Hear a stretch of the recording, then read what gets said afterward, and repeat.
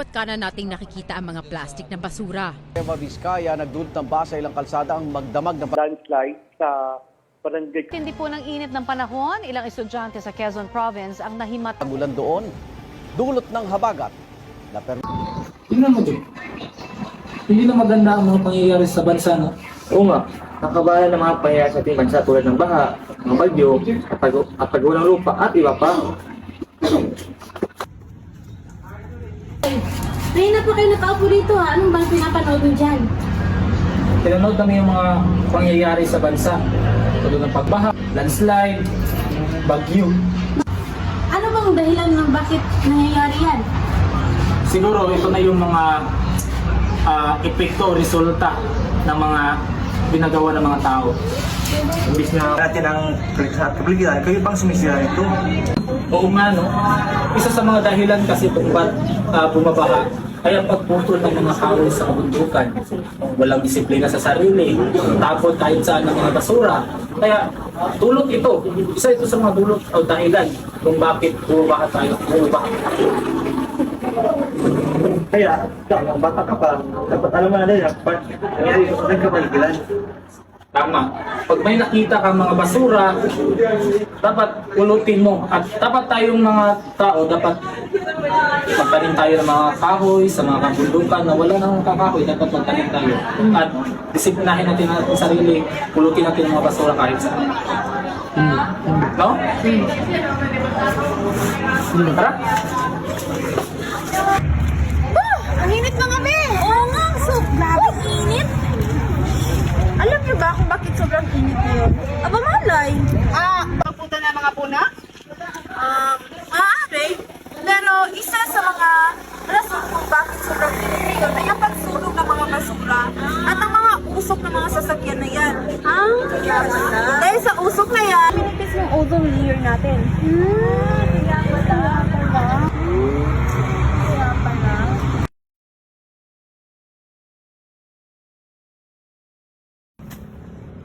Aba, ayos! Ayos talaga.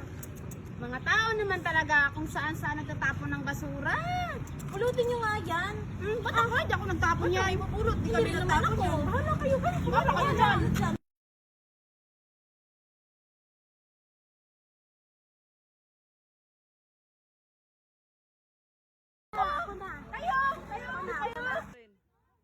Kaya, ikaw, bata ka pa, dapat alam mo naman nila, ba't nangyari? Tama?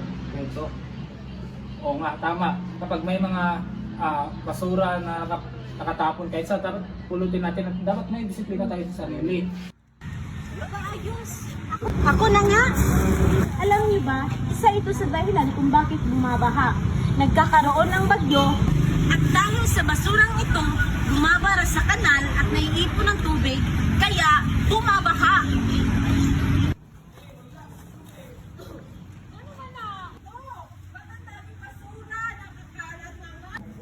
Okay na to sis, dito na to lahat sis. Wala nang.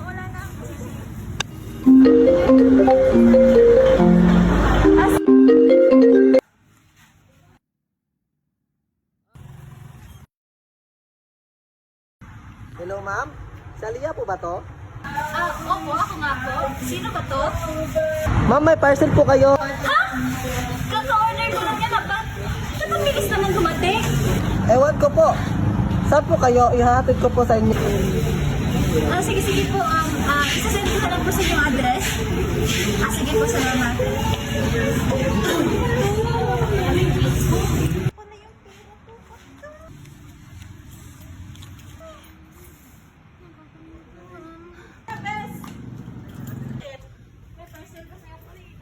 Ay, naku, parcel na naman. Kaka-order mo lang Yun na nga, hindi ko nga alam.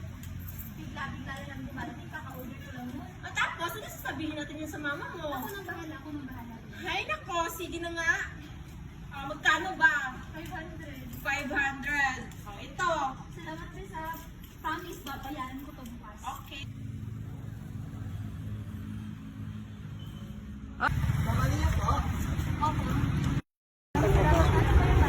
Salamat po.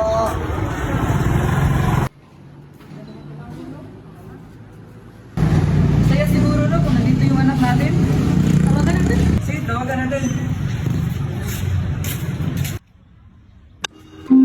Guys, pakihalang kami, tinatawag kasi. Hello, ma. Kumusta ka naman?